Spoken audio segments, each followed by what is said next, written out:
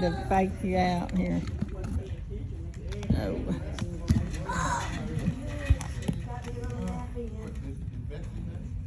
Yeah, she's back there. She's probably asleep on the gas.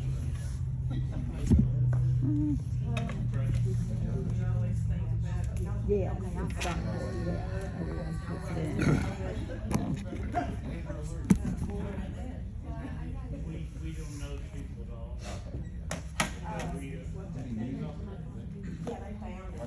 But she ran away. Yeah, we got another ambulance to Ballfield at midnight last night.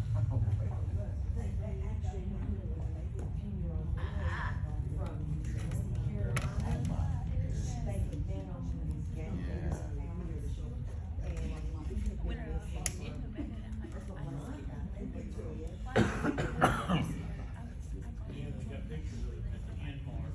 Calls.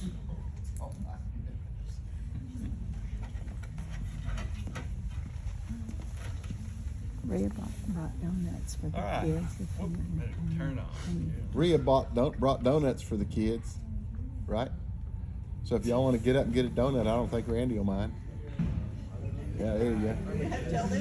Uh-huh. There might be some. Get you a donut. Stay away from the chili, but get you a donut. No, or have chili, yeah.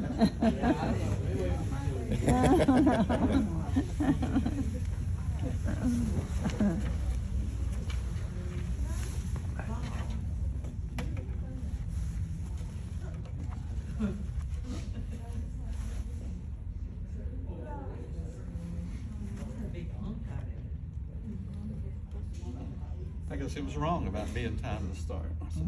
That's right. Sorry.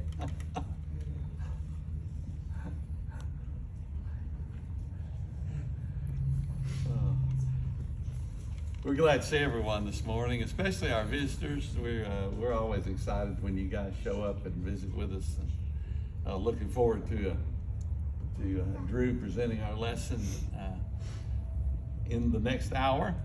That doesn't mean the lesson lasts an hour, Drew. That's just a sign. So, I don't know what they teach preachers about time limits anymore, but. They teach them there are no time limits, I think.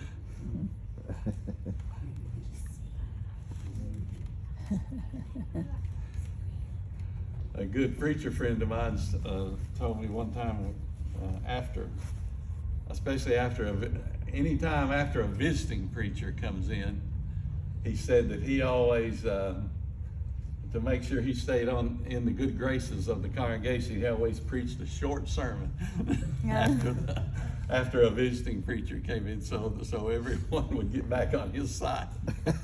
And I thought that was kind of interesting, but probably pretty true as well. I thought, I bet there's a lot of truth in that. So anyway. All right, we're in Acts chapter 27. Mark keeps gigging me about how long it takes us taking us to get through Acts here, but that's all right. I don't listen to him. I just let him go. Nobody I know it's his insecurity speaking. So. Oh goodness! I've been guilty. If you attended the banquet Thursday night to benefit the Pregnancy Help Clinic, looking around, I see some that did, some of us, and I was kind of laughing with Mark. It was a little more religious based than I expected it to be, and so that was a little bit interesting. But we did also hear a lot about what's done. Of course, we've been supporting that organization here for some time, and remind you, our box. It seems like as time has passed, we're not quite as diligent about filling up that contribution box back there with items for the clinic. So you might want to keep that in mind, and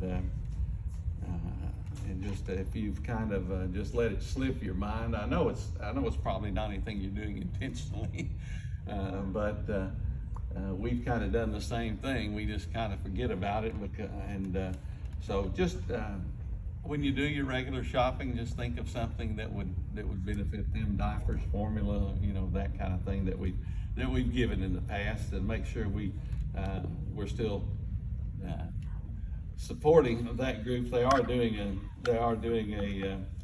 a good work, a needed work in our community, and those of us that attended Thursday night that heard got a lot of good information about the clinic.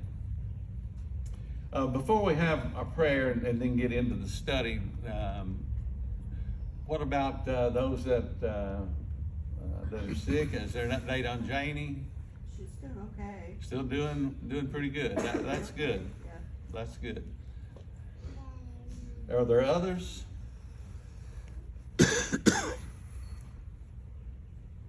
Okay, let's bow and have prayer, and then we'll get into our study.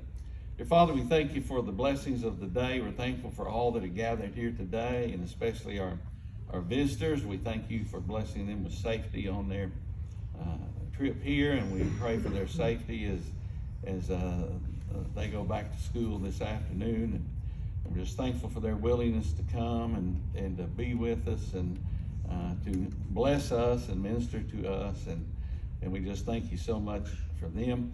We're thankful for all those who are faithful attenders to our meetings and for the encouragement that we get from that. We ask you to bless our time as we study your word and as we consider the examples of people that have served you in the past, and even under extremely difficult and extraordinary circumstances at times, that we might have our faith strengthened and we might be encouraged. We're thankful for Jesus, his love that he showed to us by coming to die on the cross while we were still in a state of sin and rebellion. Father, we thank you so much for loving us enough to send him to the earth to live as one of us and to give us the example that shows us how we truly need to live as a servant of yours. Forgive us when we fall short of the mark that he set for us. And once again, bless our time together this morning in Jesus' name. Amen. All right. In Acts 27, I think around verse 13 or 14 is where we stopped last week. We have a map on the screen. Of course, we were looking at, we were kind of using that to help us visualize the things that Luke, of course, the writer of Acts, was describing to us here. And we're kind of in this area here off the island of Crete. If you remember, they had gone into Fair Havens, and of course, which is probably, as we said, a Chamber of Commerce name there. Not really as nice a place as the name might imply. But what time of year was it when, by the time the journey is taking place here, and they end up at part ways there off the island of Crete? Do you remember? Lake Fall. Yeah, it would have been right around this time, actually. And what clue did we have from that, or what was in the text that led us to that conclusion? You remember? Winds. I'm sorry? Winds.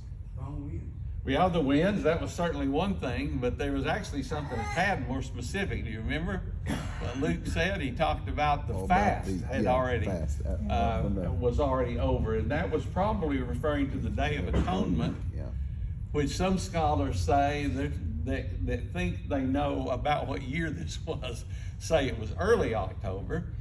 Actually, the Day of Atonement this year was a week ago yesterday. I believe that was the 12th of October. So they said by that clue, and also by the weather, and again the weather situation. Paul warns them and says, "Hey, we probably don't need to be traveling.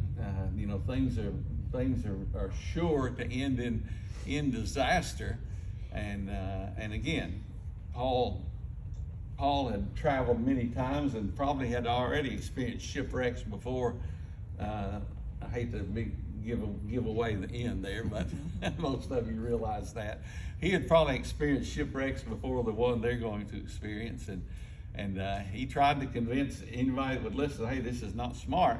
So they were looking for a place where they might be able to at least shelter for a short time, but then of course they make the decision to move on. So they're going to try to leave Fair Havens, as you see here, right there in the southern coast of Crete. They're right in the middle, and all they're going to try to do is they're going to get to Phoenix. They're going to try to go to Phoenix, and then say, okay, that'll be a better spot. Yeah, you know, we probably don't need to go past that, and we will winter in that place, and everything will be fine. And that's probably only a distance of about 40 miles. And so Paul's warning them at Fair Havens, and said, you know, we really don't need to travel. Things are too bad. Things are surely going to end in disaster and catastrophe. And of course, the sailors and the soldiers and everyone else, all the ones actually in charge, say, no, we can. It's only a short trip over to this area in Phoenix. There's a sheltered inlet there that'll be a great place to spend the winter. When the weather gets better, then we'll leave. All right, so that takes us to verse 13 there in chapter 27. Anybody have a question or a comment before we begin in the text? All right, let's look at verse 13. When a moderate south wind came up, supposing that they had attained their purpose. All right, so south wind, good. North wind, bad, at this time of year at least. And so he said a moderate, a nice pleasant south wind comes up, and so those in charge of the boat say, the ship rather, say, okay, this is perfect sailing weather, we got it made. And by the way, we didn't talk about this last week. One commentator I read talking about the size of the ship. We're going to find out later. Did anybody read ahead and know how many folks are on board? 276. There's 276 on board total. Okay? Now that's, you know, you got to have a fairly large ship to carry that many folks. One commentator tried to talk about the dimensions of the probable boat there. And actually, we can use our facility here to give us a good idea. This commentator at least says probably approximately, maybe not quite as wide, but close to this wall to the short wall there, okay? And probably maybe a third more, 30% longer than the length of our building. So that, you know, that pretty good size. You know, it wasn't just they're not out in a little rowboat, you know, trying to traverse all of this area. And so it's a good sized boat. Like I said, 276 folks there in all, counting the crew, the soldiers, and then the prisoners, of course, of which Paul is technically a prisoner being transported to Rome. So the moderate south wind came up. They supposed that they had attained their purpose. In other words, they had supposed, hey, yeah, well, this is a good idea. We're going to go ahead and try, and we should be able to make it there to Phoenix with no problem. They weighed anchor and began sailing along Crete close inshore. And of course, trying to stay close to the shoreline as possible and trying to make it there that approximately 40-mile distance to Phoenix. Verse 14, but before very long, there rushed down from the land a violent wind called Eurykilo, or Eurykilo, I'm not sure how that's supposed to be pronounced. Does somebody say something different, your translation? What? Hurricane force. Okay, a hurricane force wind. Okay, anything different? Nor'easter. Yeah, some say nor'easter, and that's still a term we hear today, isn't it? A nor'easter. It usually doesn't affect us, obviously, but in the northeastern part of the country, they do still get what they call nor'easters, where you know, a low front comes through, the wind is very, very strong and usually brings cold, windy conditions, blizzard conditions sometimes in the northeastern part of the United States, and they still use that term, nor'easter, for that. And again, some of the translations will say that. In other words, the winds had shifted now, in this situation, and they weren't favorable winds.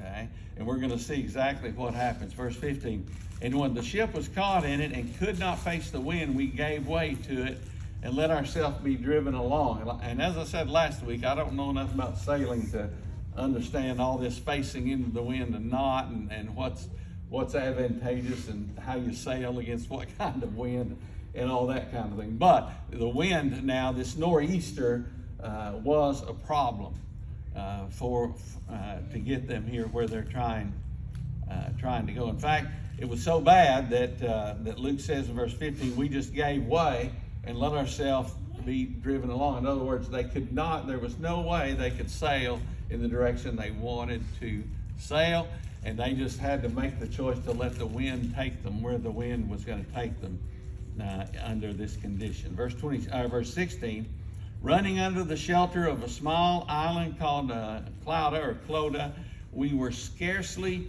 able to get the ship's boat under control. So a couple of things here. That island's so small it's not even on the map, but it's just a small island there off the southwest coast of Crete. He said, but things were so bad. They talked about the ship's boat. Do you know what's being discussed there? You know what he's talking about? All large vessels, when they sail, they carry what? And I bet some of you are going to give me the wrong answer. I don't want to intimidate you, but Lifeboats. Okay, all right, lifeboat. Okay, that's probably, yes, this boat that they're talking could be used as a lifeboat, but mainly on a large ship, you always carried a smaller boat for what purpose? To go ashore. To go ashore, exactly right, because these larger ships can't make it all the way to shore. The water's just too shallow. And so they always, and many times will tow the boat because that's very easy to do, and you don't have to have space for it on the deck of the ship. So they'll just tow this smaller boat with them, and that's probably what's being talked about here, the ship's boat. It's being towed, and but Luke says we're scarcely able to get it under control. Now we see in the next verse what he means by under control. And after they had hoisted it up, so in other words, it's in danger of being sunk, and if that boat sinks and they're dragging it along, again, that's going to cause some problems. And so there were instances that they did have to bring that boat on board just to keep it from becoming a difficulty. And Luke says they finally got it hoisted up, and then they used supporting cables and undergirding the ship, fearing that they might run aground in the shallows of Syrtis. All right. So again, Luke's given us a lot of info here in short bursts. They get the boat on board. They're worried. They now start undergirding the boat with cable. What's going on here? What's he talking about?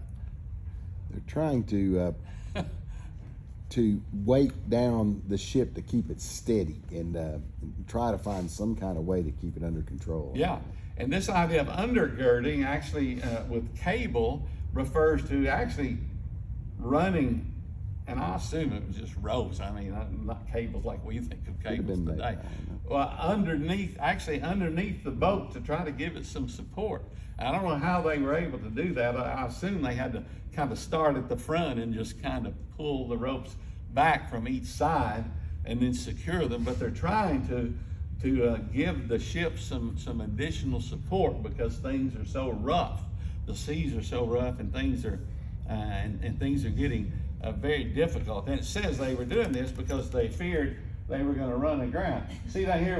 It says Great Syrtis right there, right in the bottom left of the map. Now again, the wind has changed so much that, and they're being driven along, that they're worried they're going to end up in that area, and that's was a well-known area for shipwrecks because there was just a lot of difficult places there because the water got so shallow and the rocks and things, and they knew if they ended up in that area, then the ship would probably be lost for sure. And remember, of course, they're not only carrying prisoners, they're carrying what? Cargo.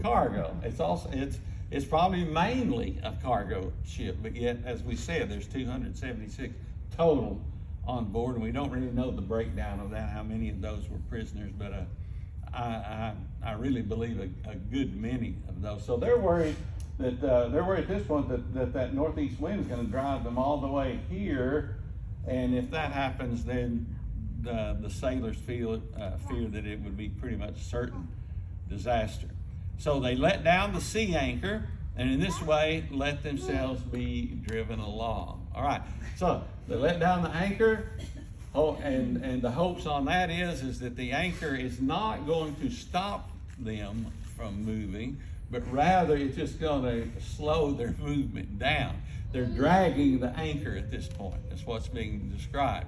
They're dragging the anchor along the bottom, hopefully as much as possible on the bottom, there on the seafloor, and trying to let that impede their progress, to keep from being driven completely into this area that we were looking at. So they're being driven along by the wind, but they do lower the anchor out just to kind of slow themselves a little bit, and hopefully the weather will get better before they meet with disaster. Verse 18, the next day, as we were being violently storm-tossed, they begin to jettison the cargo. All right, so what's happening? What's happening just in a general way at this point, weather-wise, first of all? They're losing the battle with the weather. it's getting worse. It's not getting better, it's getting worse. You know, and I don't know. About the only thing I can think of traveling that might be a scarier situation might be traveling by plane and the engines go out or something like that. You know, I've actually not flown very much. I know many of you have, and of course they say it's safer than driving and all that. But one thing, it's hard to pull that airplane over and just get out of it.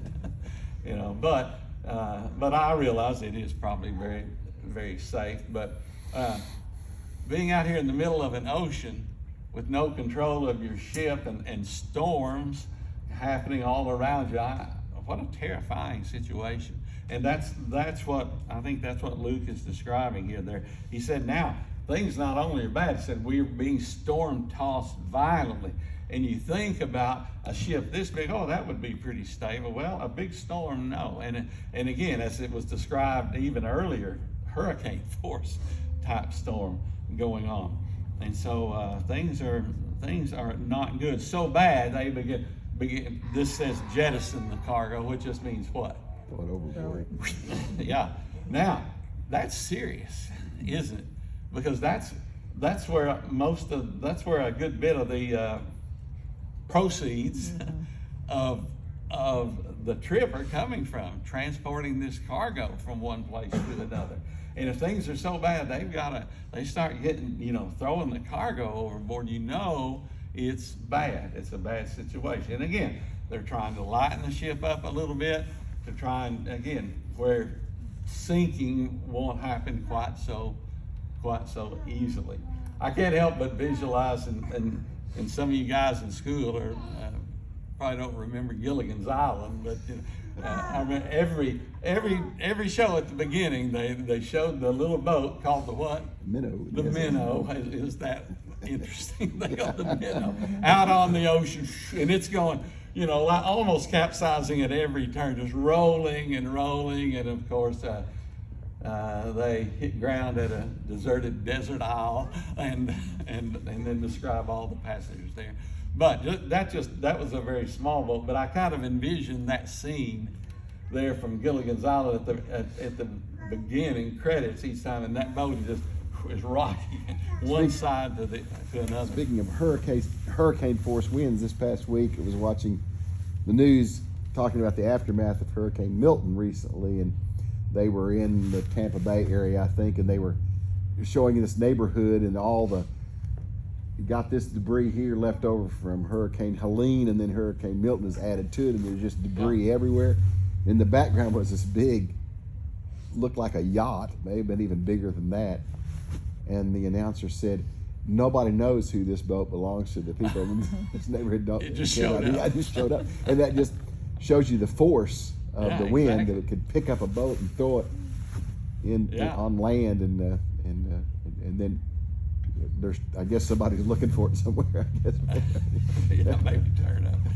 And so that's the kind of thing we're seeing here. Just this huge storm, and it's so bad that again they start throwing the cargo overboard. And the next verse we're going to say it's even worse.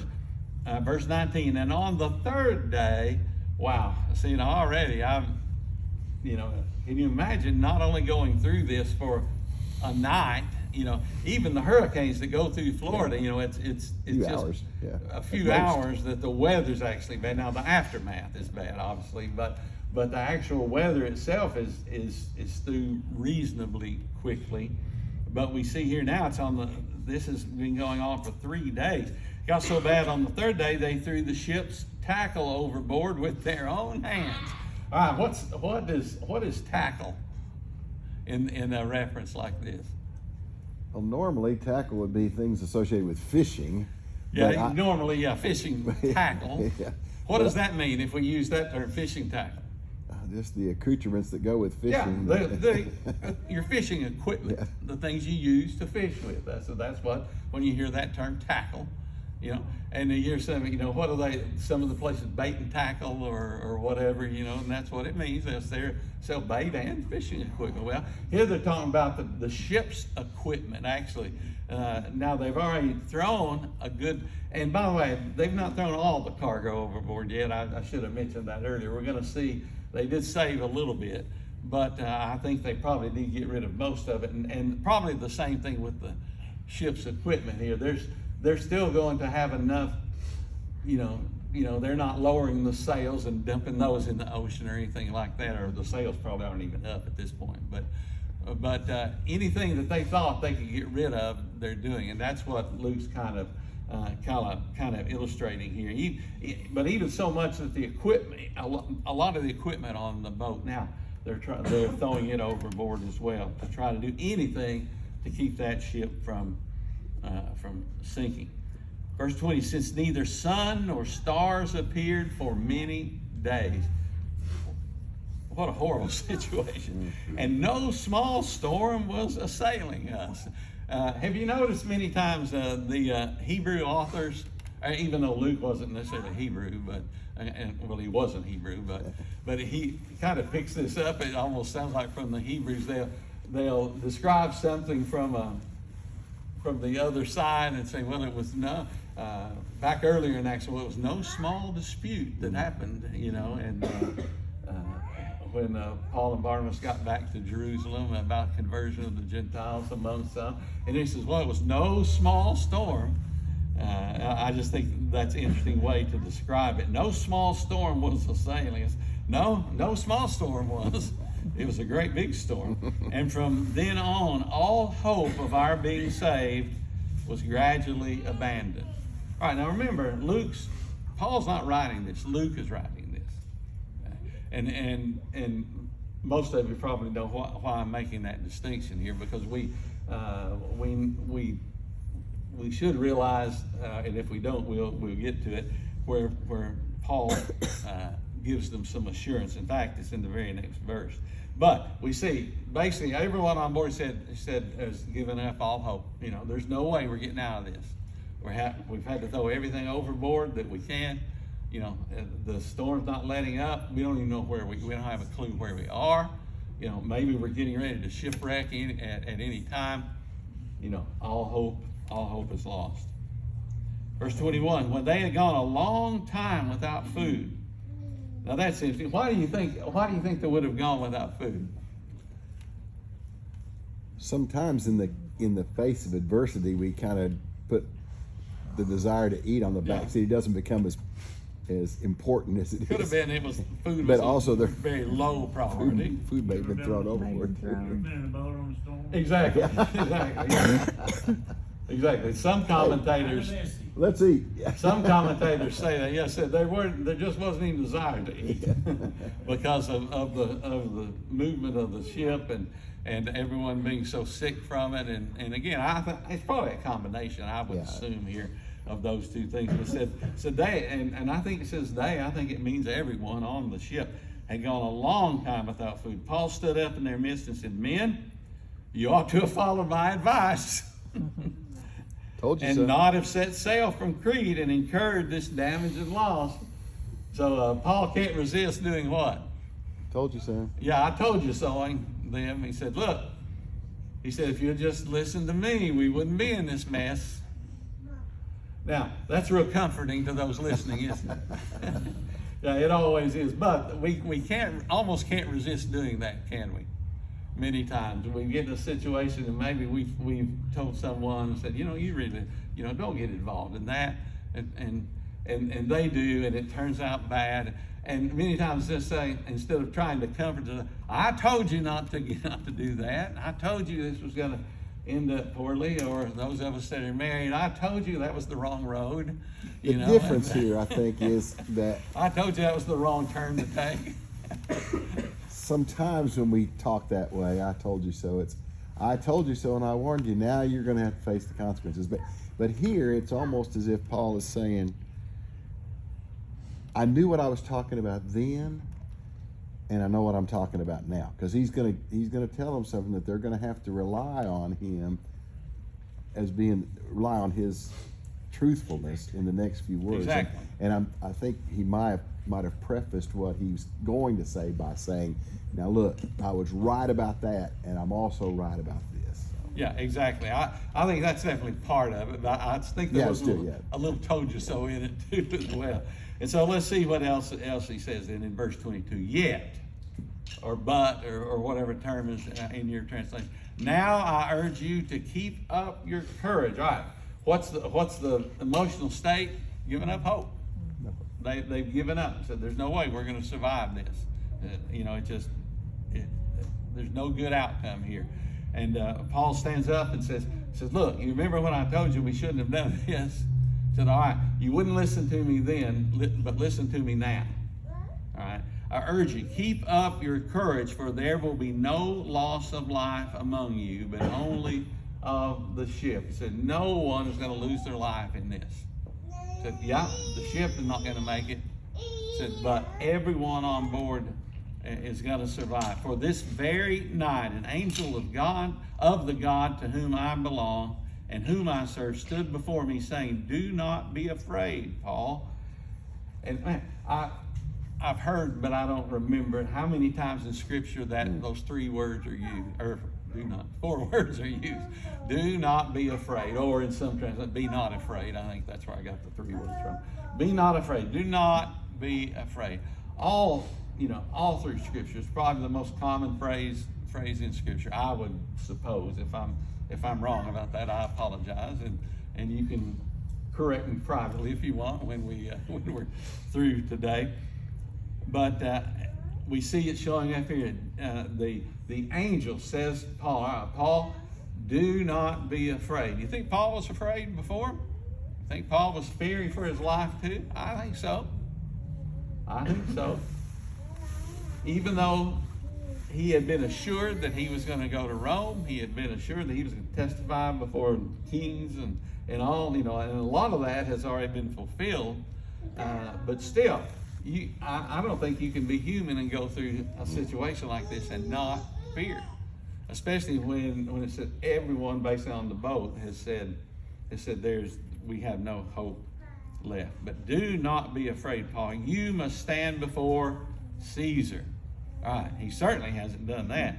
And behold, God has granted you all those who are sailing with you. Granted you, interesting term there, isn't it? Way to put it. What is he saying? Well, what he's saying, obviously, literally what he's saying is no one's going to lose their life. He's already said that. But the angel of God is saying to him, all right, Paul, even I'm going to grant this to you that you can give everyone on the ship that assurance that no one is going to lose their life here in this situation. And that's a pretty amazing thing, isn't it? That's a pretty amazing thing, especially in the situation that they find themselves in. So, granted you all those who are sailing with you. Therefore, keep up your courage, men. So he's still addressing the rest of the company on the ship. For I believe God that it will turn out exactly as I have been told. All right, there's probably a sermon in there. It's going to turn out, I believe it's going to happen just like God says it's going to happen. That's what I believe. Now, what's he trying to do? He's not necessarily preaching at this point, but he is in a way, isn't he? He said, look, you're going to have to believe that things are going to turn out all right. And we're going to find out later that some of the crew of the ship, they want to abandon ship. They're going to try to sneak off because they see things are so bad. They're going to try to get in that extra boat or that lifeboat, and they want to desert because they don't see any other way of surviving. And this assurance from Paul puts a stop to that situation, just so you realize. But he's trying to tell them, look, my faith is in the God that I serve, and my God has told me that it's going to turn out just like I've told you that it's going to turn out. No one is going to lose their life. 26, but we must run aground on a certain island. All right, yeah. In other words, run aground. That to us, that might sound like a good thing at this point. Oh, the ship's going to ground. Great. No, it means it's going to, for lack of a better term, shipwreck, or it's going to crash, whatever term you want to use here. Yeah, the ship's going to be lost. The ship's going to, the ship isn't built to run aground. This ship is too large to run aground. He said, yes, that's going to happen. It's going to be on a certain island. Paul evidently, I don't know if God had revealed the island to Paul or not. He sounds like maybe he hadn't, as far as exactly what the island was. Verse 27, but when the 14th night came, wow, 2 weeks of this now. All right, 2 weeks of this going on. As the 14th night came, as we were being driven about in the Adriatic Sea, let's see, is that labeled down there? Yep. Oh, yeah. There we go. So, turn it around all the way. Yeah, that's the Aegean rather. There's the Adriatic. But it's down here in this area of the Adriatic, not the. And I laugh at the way the map drawer there has labeled this part of the journey. Look Yeah. out there. He just labeled it. Of course, nobody knows, so that's kind of probably the best he could do there, just to illustrate that. But I thought that was a little bit amusing. All right. The 14th night came, we were driven about the Adriatic Sea, and about midnight the sailors began to surmise that they were approaching some land. Again, how did they know it's midnight? I don't know. Maybe they could hear waves on the way the waves sound on a beach or whatever. For some reason, the sailors had enough experience though to know, or to at least think that they were getting pretty close to land. They took soundings and found it to be 20 fathoms. All right, everybody know what a fathom is? It's about 6 feet. Yeah, a fathom is about 6 feet.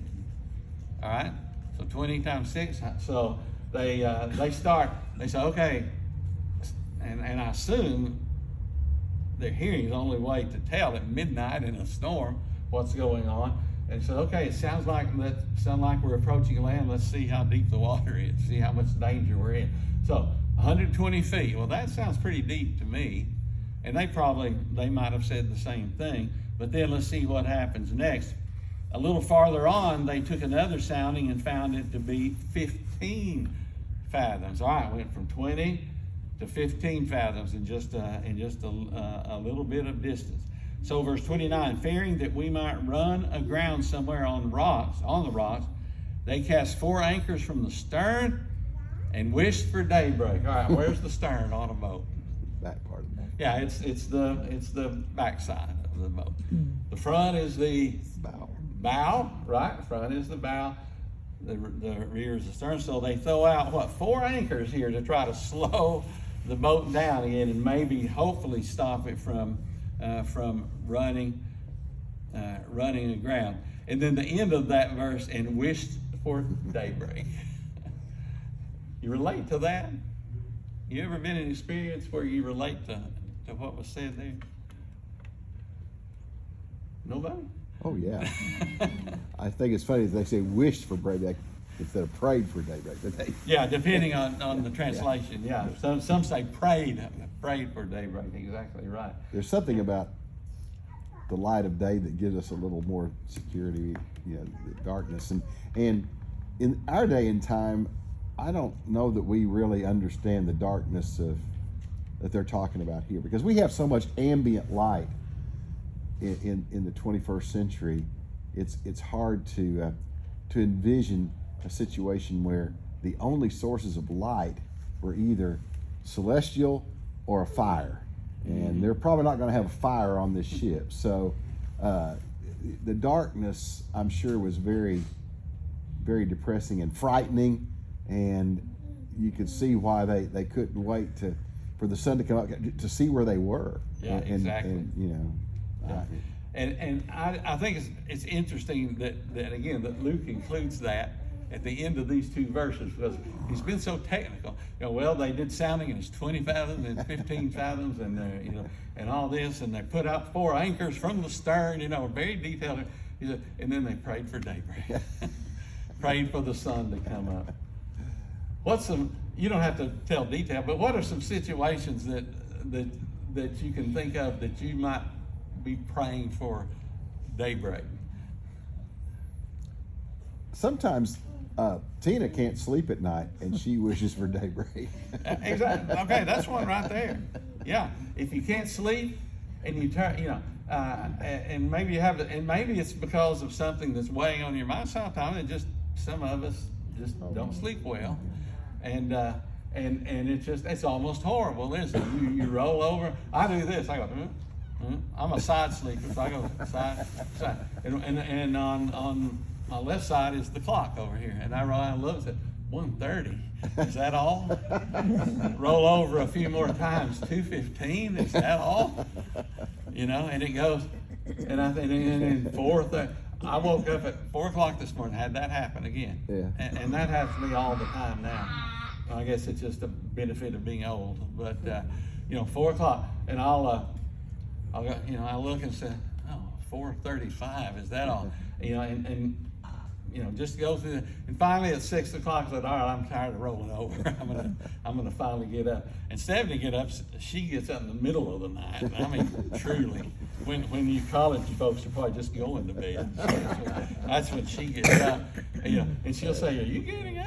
I say, yeah, I just can't sleep, And I feel bad because that's kind of her alone time when she's up and I'm asleep, and the reason I know that is she's told me that.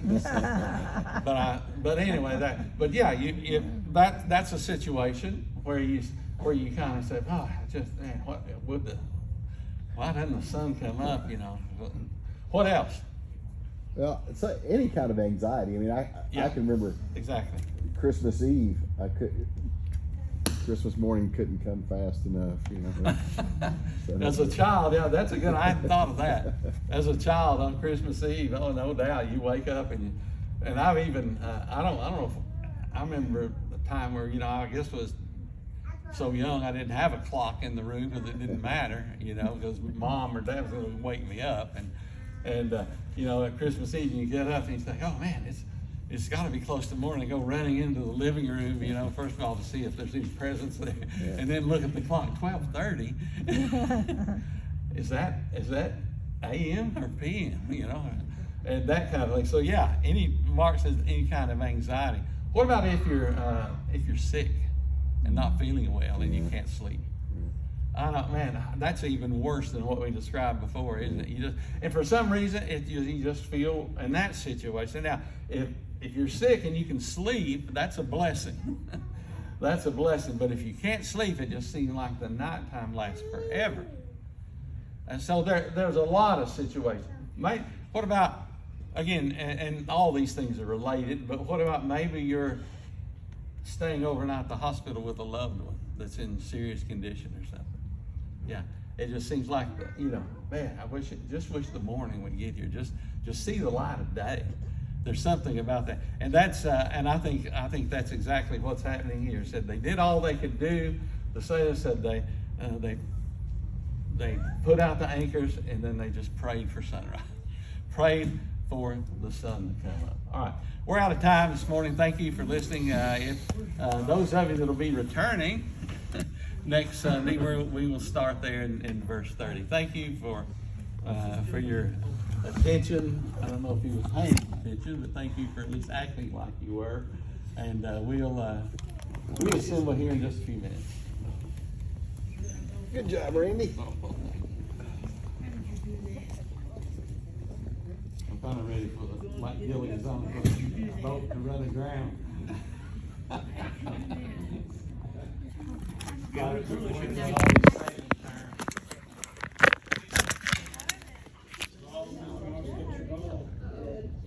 That was a good run.